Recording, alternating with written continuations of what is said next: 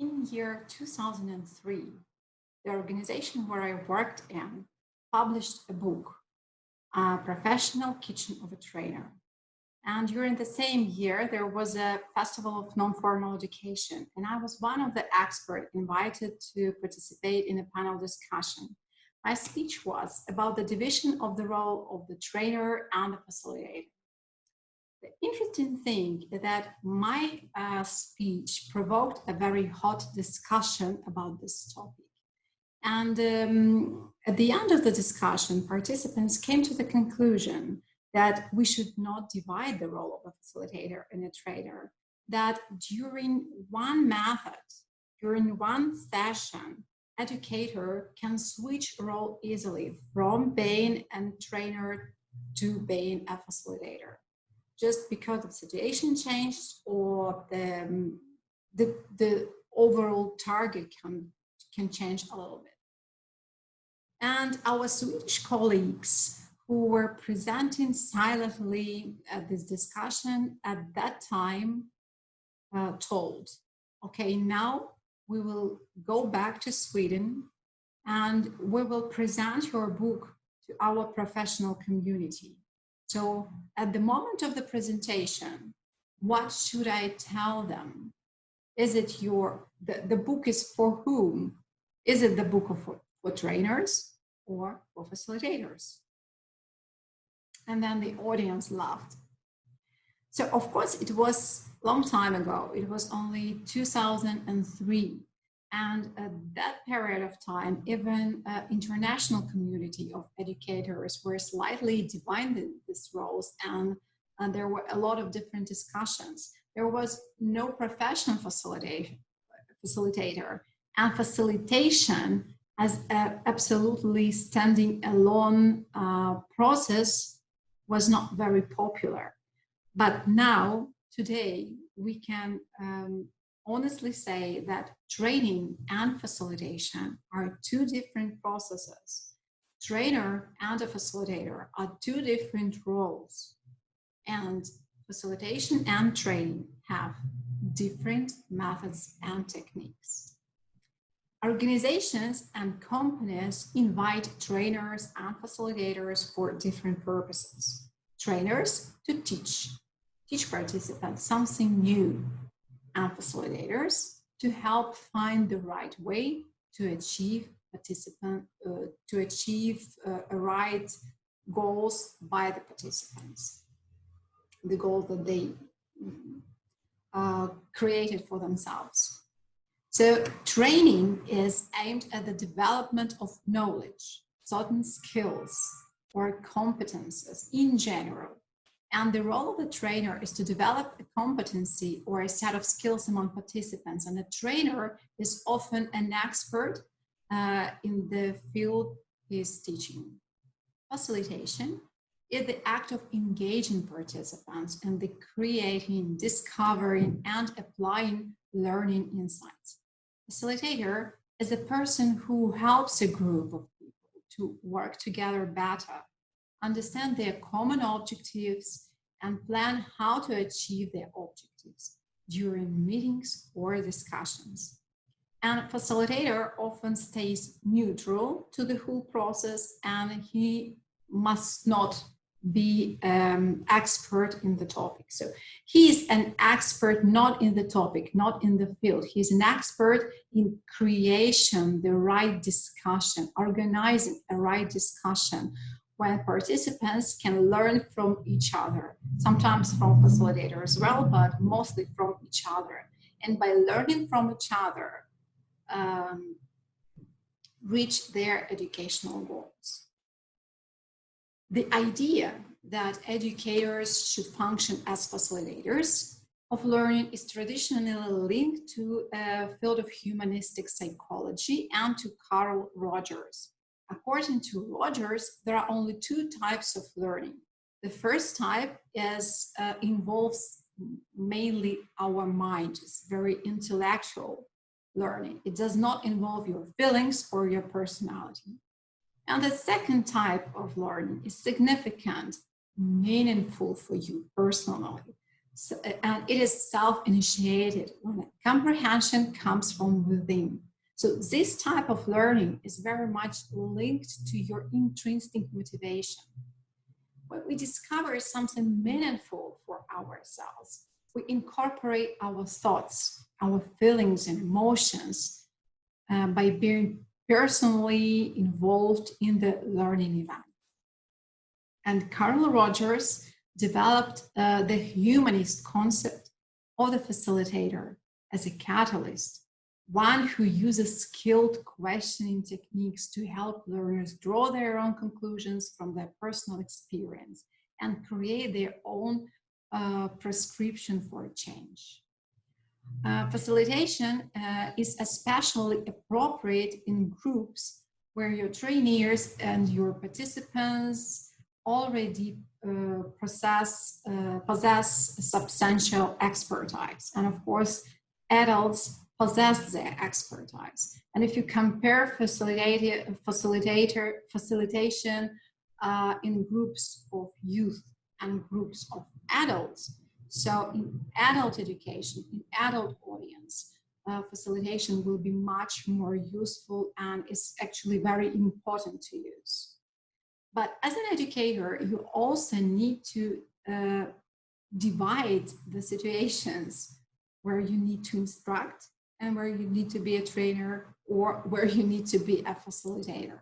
For example, you lead some courses where you teach your participants to do something completely new, like piloting a small jet or jumping with a parachute or driving a car or creating jewelries and earrings by their own hands, and your audience doesn't have any experience in this field and any competences. In this case, of course, you need to be an instructor and a trainer because your audience doesn't have competences, doesn't have experience.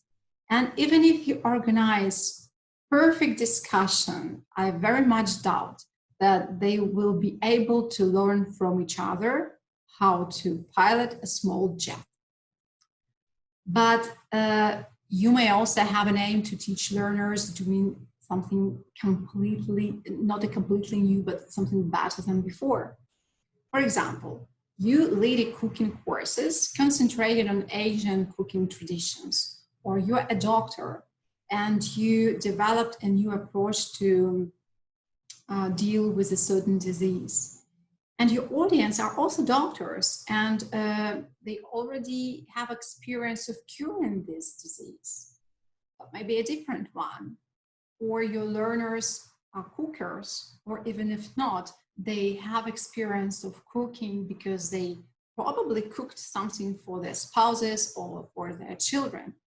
So in this case, you can use facilitation as approach and facilitation methods and techniques to create the learning environment where your participants will learn something from you, but also a lot from each other. And this environment and this learning from each other will help them to create, will help them to reach their learning goal. So now we know how to distinguish between training and facilitation. We need to distinguish between facilitation methods and facilitation techniques. It's also two different things. And to explain you the difference, I would like to use experience proposed by Barbara McKay.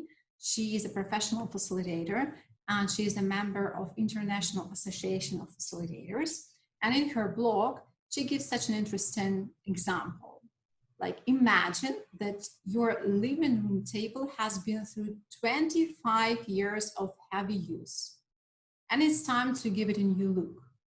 So now you have two ways of doing it.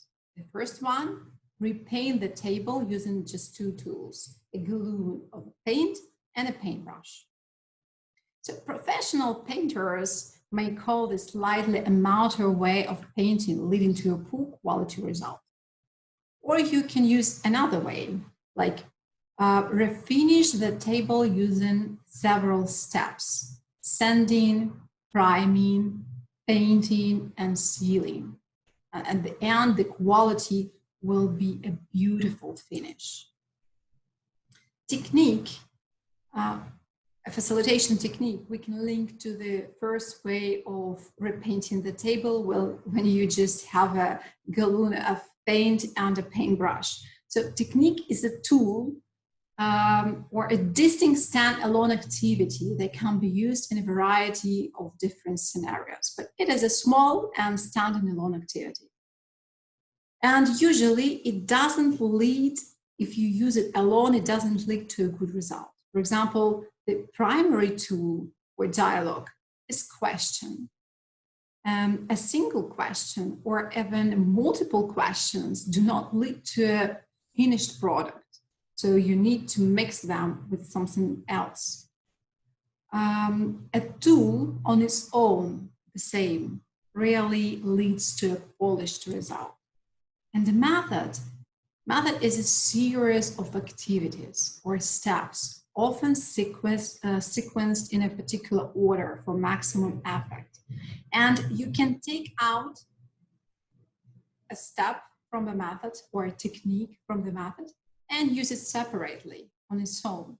So a method is a complex, it's a sequenced techniques or sequence steps, sequence tools. And the sequence bring you to a very beautiful, polished result. Methods designed to lead to a polished result.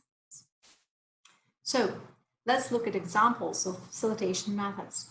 Now, the first example is a focused conversation method, which was created by the Institute of Cultural Affairs and helps people to reflect on different issues, from interesting movie to last office blow up, or to how to create better widgets, hamburgers, or tractors. It is a relatively simple process that enables a conversation to flow from surface to depth. And a facilitator leads the conversation through a series of questions at 4 levels. These levels represent exactly how our brain processes the information. An experiential learning cycle created by David Cole is a theoretical basement for this method.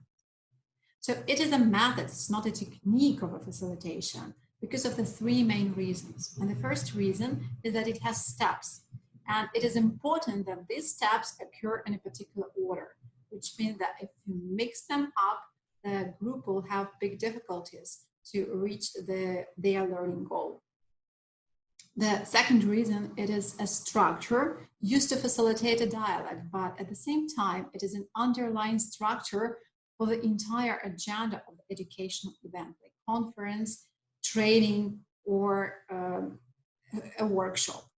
And the third reason is that each part of the method can be used as a stand-alone piece, so which means that you can extract one of the steps of the focused conversation and use it as a small tool during your educational course or your workshop. Let us look at the example of using focused conversation for game debriefing. Imagine that you just have finished a very complicated simulation game. There were a lot of feelings, a lot of challenges, critical and complex situations, and now your participants they have like an entire mess in their mind because they confuse the attitudes to people as participants from this group and to characters they played in this game, or they confuse feelings and emotion they have towards people as characters in the game and people as participants of this game.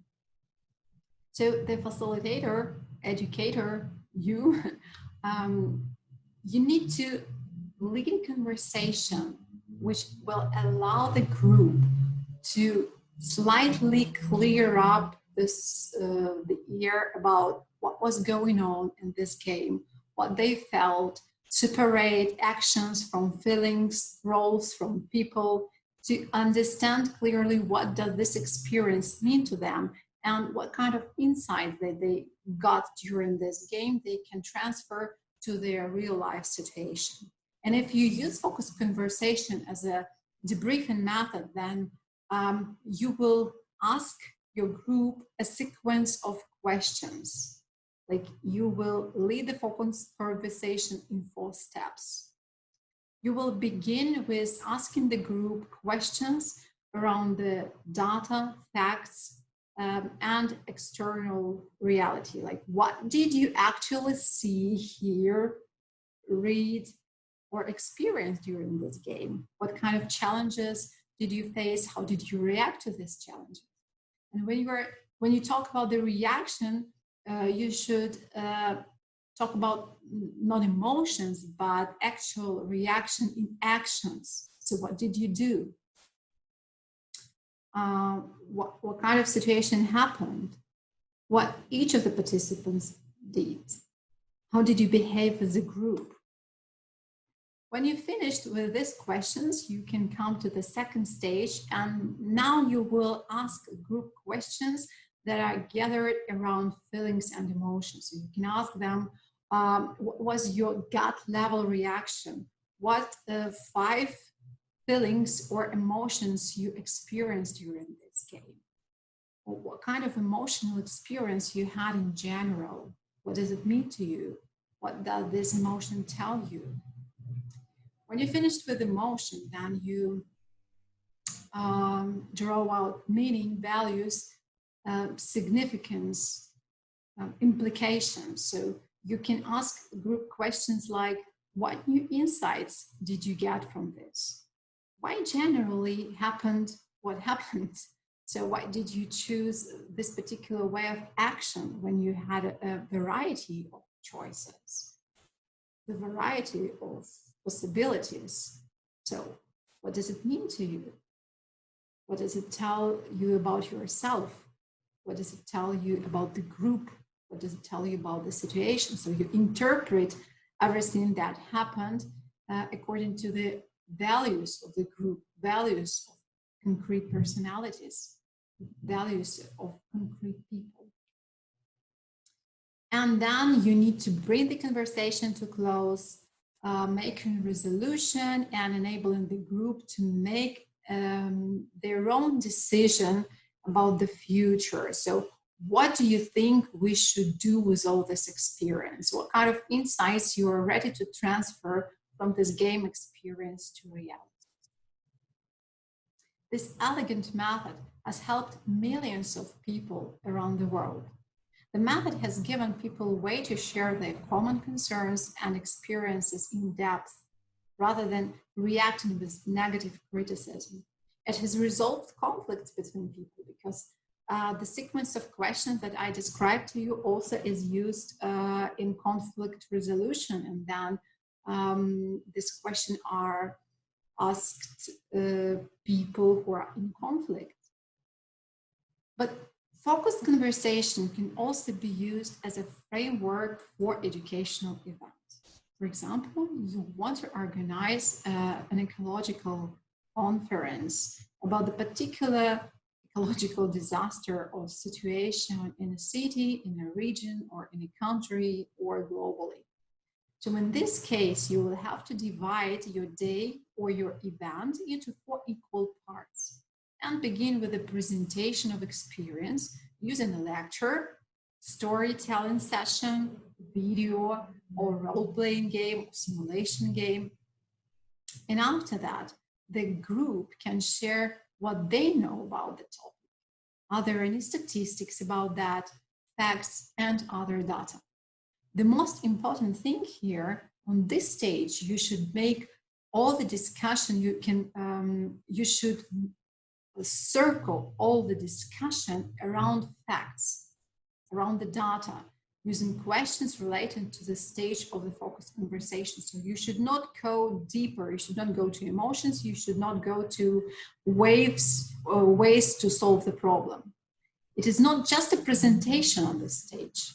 It is not just a presentation of the experience. It is already a discussion about the experience. When we look at it and talk what we see and what we know about that. So after discussing facts, you should discuss feelings, the experience connected with the topic. And on the stage of the interpretation, you discuss why all these things happen. what they press us to understand, what options we can find to solve these issues or change the situation. And at the last stage, it is time for discussing plans for the future, which are connected to the topic.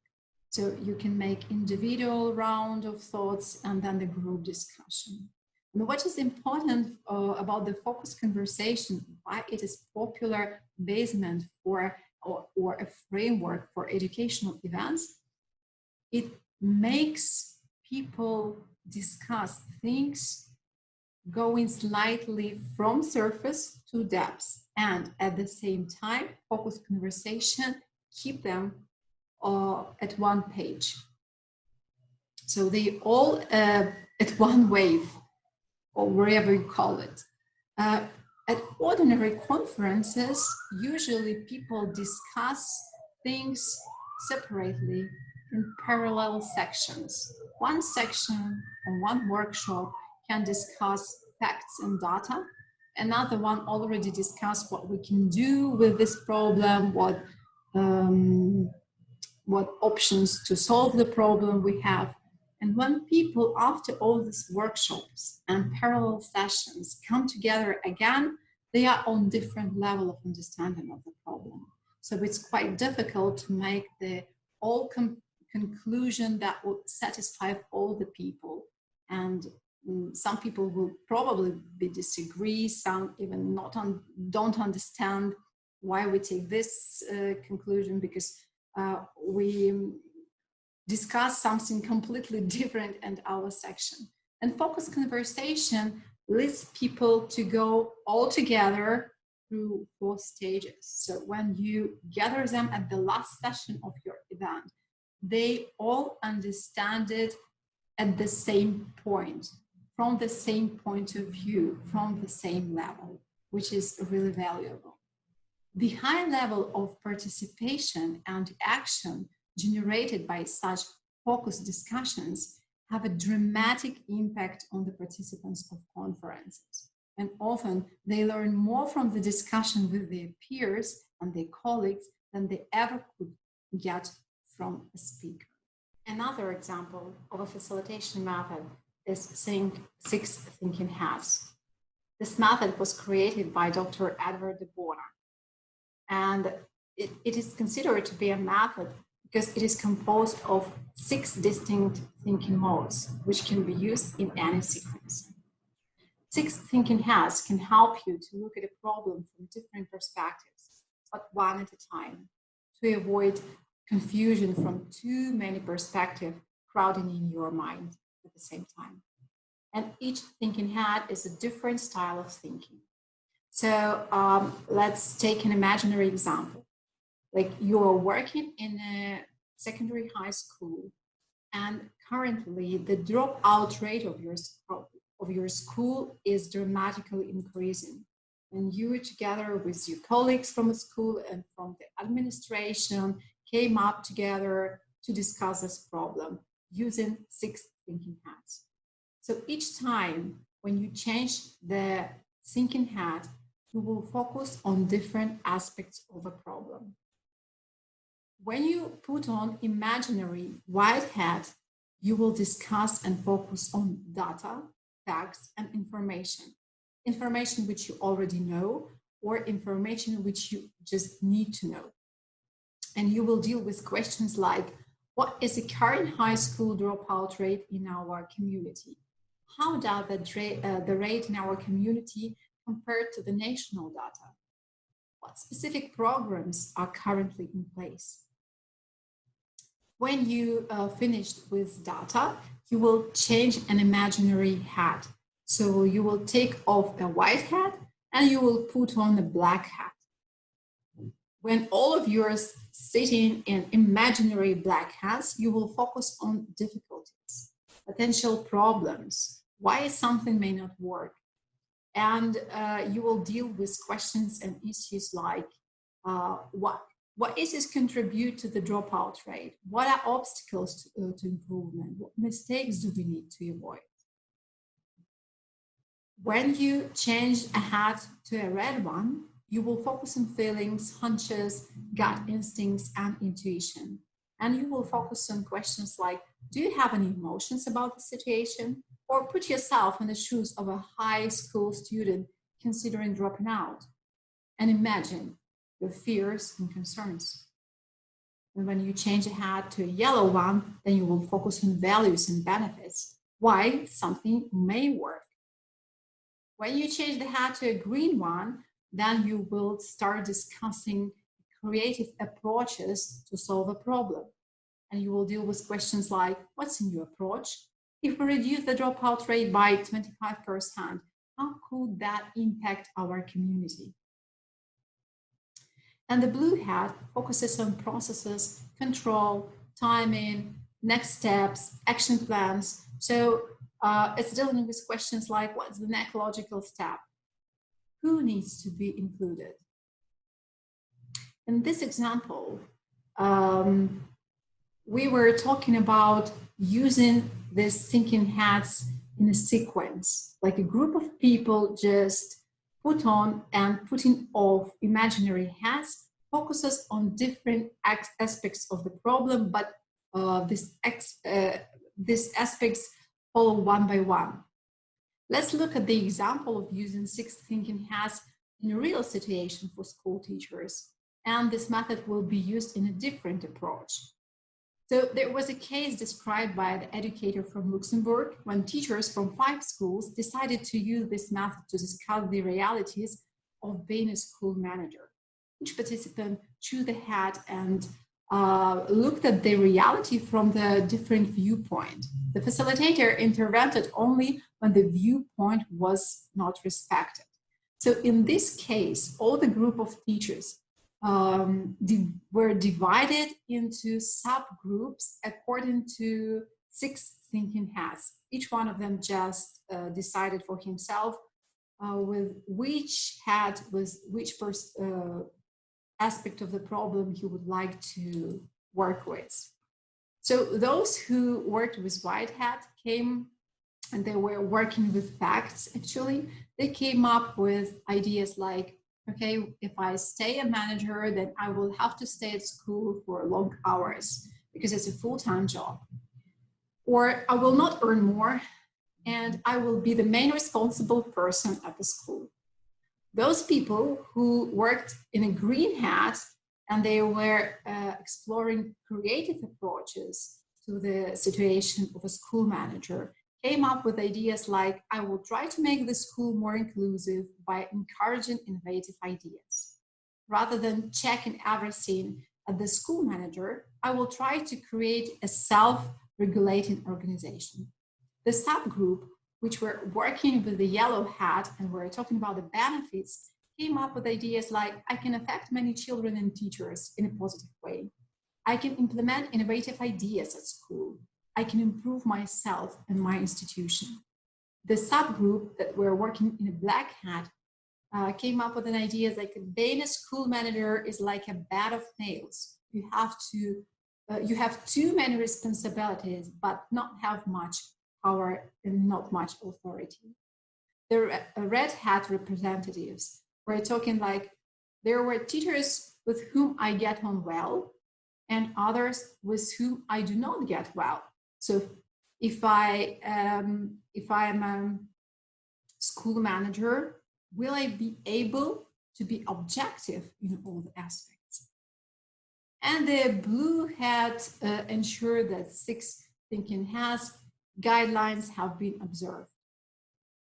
Participants liked the activity and found it very useful to stay focused during the discussion.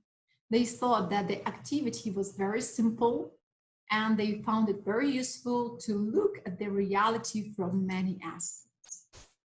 So now we took 2 examples how to use this method separately. And now let's look at the example of using 6 thinking hats as a framework for educational events. Remember, when we were talking about the focus conversation, we took as an example the implementation of the ecological conference. If we have an ecological disaster happened in a particular district or a region, and we want to discuss it, So if we take the same problem and the same conference, it will look a little bit different if we use 6 thinking hats. On the first step of the conference, the participants or experts will present the facts of the case because they will use white hat. After presenting the case and facts and statistics, they will change the hat to a green one and will try to discuss, maybe in subgroups, maybe all together, ideas on how this case could be handled. After that, they will evaluate the merits of the ideas and will list the benefits using the yellow hat and list of drawbacks using black hat. After that, they can get everyone's good feeling about the alternative using the red hat and summarize the conference and the meeting using the blue hat. So now we examined with you 2 methods of facilitation, but there are many more, of course. And about each method, I can give you a separate workshop for half of the day or a day or sometimes 3 days. At the moment, it's not our aim to dig deep into every method. The aim is to understand what is a method of facilitation and what possibilities it gives. Here is a list of other facilitation methods I advise you to learn using a self-directed approach because information about this method can be easily found on the internet. Some of them, like World Cafe, Open Space, Appreciative Inquiry, even have separate international communities gathered around this method. You can find really a lot of materials about them. I also recommend you to search for dynamic facilitation, future search conference, real-time strategic change, workout, lean coffee, and treasure hunt. For more resources on methods of facilitation, you can visit the site of International Association of Facilitators. So let's summarize. Methods of facilitation are complex and consist of sequence of steps or tools or techniques. Used in a logic, the steps can lead to sufficient educational results. If you work with learners who already have experience in the field and your educational goal is to teach them to do something better, then facilitation methods are the best choice. They allow you to work with facts, statistics, stories, and cases relying on participants' experience.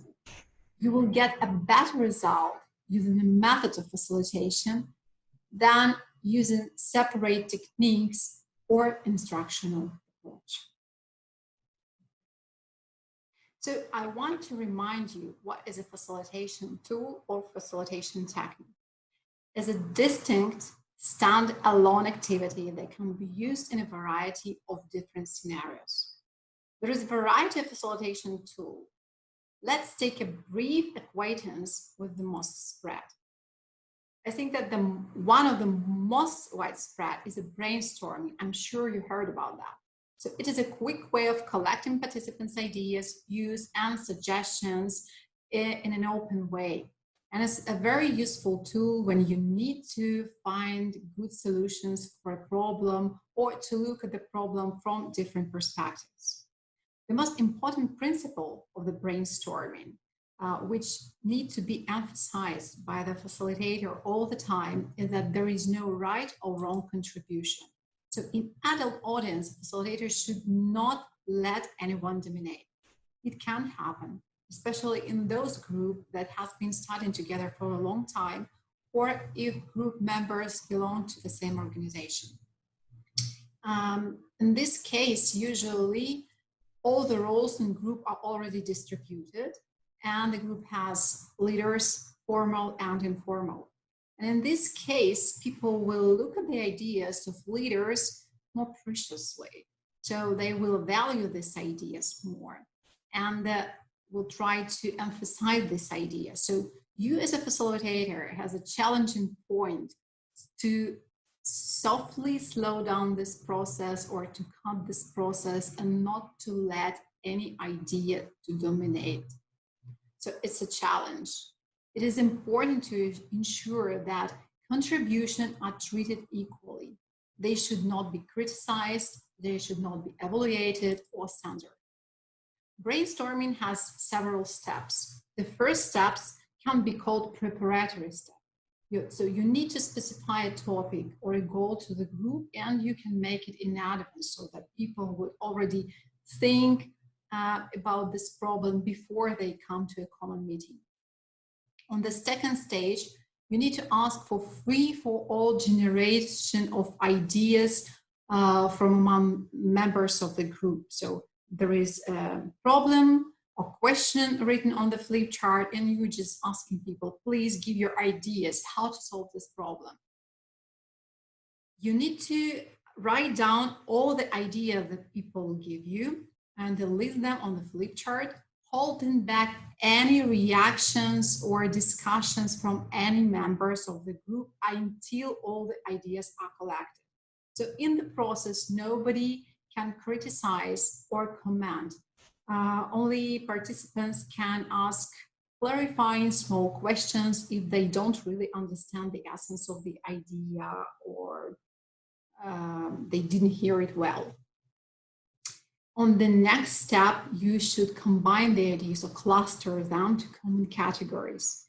And only on the final stage, you will work in, your work will include some critiques and some more deep discussion of the ideas, because you will select the most preferred categories or ideas. This can be done by using the discussion voting, like ranking or rating, and consensus techniques.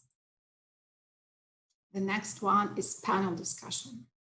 So I hope you remember I gave you already an example of the panel discussion where I was an expert, and I gave a speech on the division of the roles of the facilitator and the trainer at the Festival of Non-Formal Education in Minsk. So in this format of the discussion, there are some selected participants. Sometimes they are external experts. They form a panel. And this panel starts the discussion on certain topics. There can be an overall topic for discussion, and panelists can just give their own opinions on the topic, or their task is to give different points of view, or points of view from different angles. After the panelists, they are called panelists, finish to present their points of view, they are given time to react on the points of view of each other. And after that, all the other audience can join the discussion. So people can ask questions or give comments about the presented points of view, give feedback to panelists. Panel discussions are very useful for adult audience because they use experience of all people in the room and give place for every opinion. And slightly during this discussion, everyone in the room becomes an expert. Another example of a facilitation method is, of facilitation tool or technique is a fishbowl. Fishbowl is perfect for groups of people who are experienced in the topic, who want to say a lot. And this method allows facilitator or educator to structure the process of discussion so that people will not argue and with each other and could talk about the topic without any conflict. So for fishbowl, you have to organize your audience into two circles: the outer circle, which will be a large one, and the inner circle. If you have about 25 people in your room, so then the inner circle will be 4 or 5 people, and the rest will form the outer circle. So by the rules of fishbowl or fishpool, sometimes it's called fishpool, the outer circle should remain silent during the discussion, and only those people who are in the inner circle are allowed to speak. Two of them, if there are four chairs inside in the circle, two of them are always engaged in the discussions. Two chairs are always occupied by two volunteers. These two persons will be totally engaged and involved in the discussion during the whole time while the discussion is going. And two places are free. So in any time of the discussion, when somebody from the outer circle feels like he wants to say something and he may contribute, he just goes from outer circle, takes the chair and starts the conversation and arguments with those who are volunteering there, with those two people. So most of the time, these four chairs will be occupied by two always, two partly.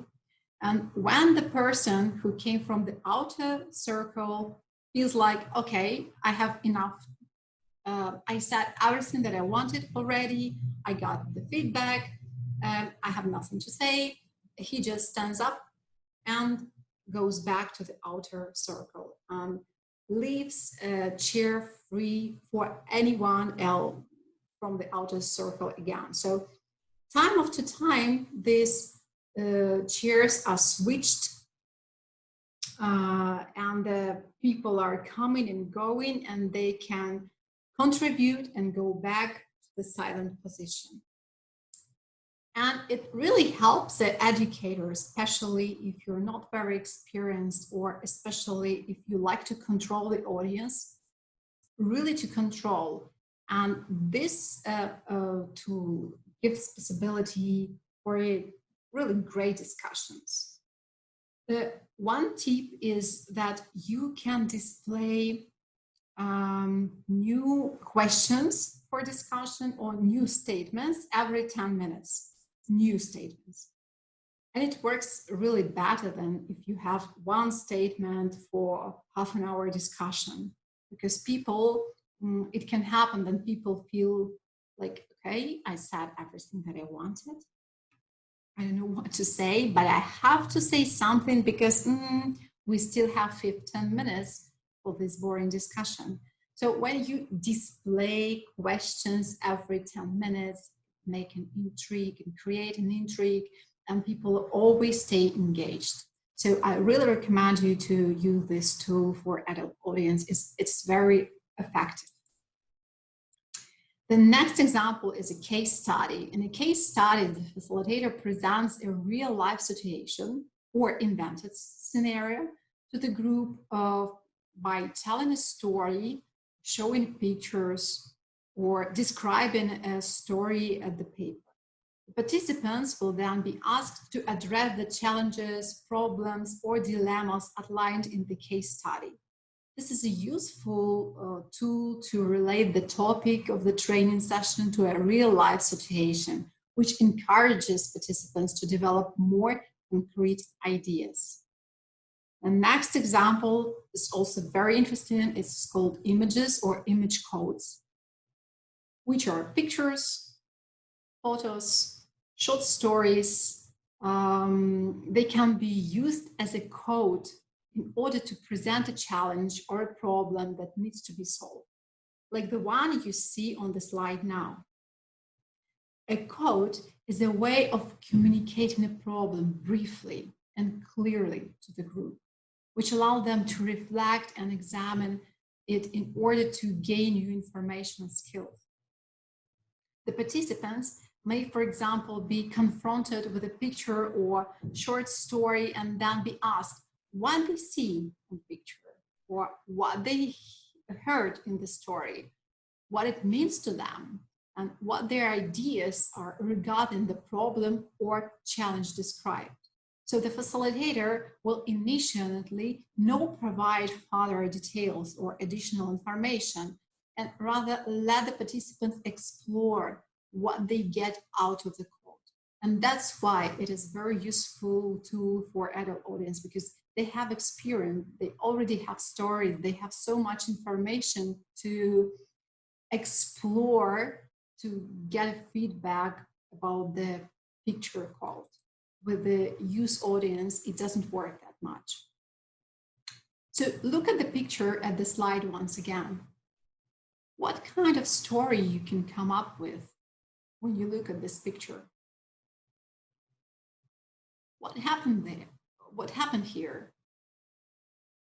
Who are main actors of the story? What problems does this picture represent? What is your connection to this problem? Another example of the facilitation tool is card clustering. It is a useful tool to structure discussions and brainstorming exercises. Participants are asked to write their thoughts and ideas on cards, which are then collected and presented by putting them on the wall or on a flip chart or just to the floor. The tool can take different rounds. For example, in the first round, it can be a brainstorming of ideas. The ideas are caught by cards, which is simply collected, read out, and put on the wall. In subsequent rounds, the contributions can be discussed, further elaborated, and grouped into 13 categories. The tool can be very effective and time efficient, so the participants have to stick to the most important points and express themselves through catchwords or short statements on the cards. It is important that the facilitator, educator, instruct the participants to write clearly, use few words, and only put one idea on each card. Since the tool requires materials and facility where the cards can be displayed, it may not be applicable in every room. So you will have to be very careful about the place where you have your workshop or educational event. And the last example is a round-robin technique. It is also a staged process, and on the first stage, educator clarifies the topic or goal to be addressed by the group. For example, to generate ideas to some particular problem. Members get some quiet period. They think on their own before the group meeting, or early in the group meeting, they have some time to identify ideas on their own. In the meeting, the facilitator collects a list of ideas by getting one idea from one person at a time, going around the table until all members have shared all of the ideas from their list. So they not just give him ideas, they have to pronounce ideas. Members do not analyze or discuss any of the ideas until all of them have been collected. So this method reminds of brainstorming. In brainstorming, they chaotically express ideas one by one, and here the facilitator goes around the table asking the person to give the card and also to pronounce the idea. And there is no critique, no evaluation. Members just can ask a question during the round robin only to get clarification, the same as in brainstorming on a suggested idea. And the facilitator and members avoid duplication of ideas on the list. So if somebody already expressed this idea, so you can't give the same idea, you have to find a new one. And when you have all the ideas collected, you may cluster them and choose the better ones. These are only several examples of facilitating techniques. More ideas about that you can find in following books.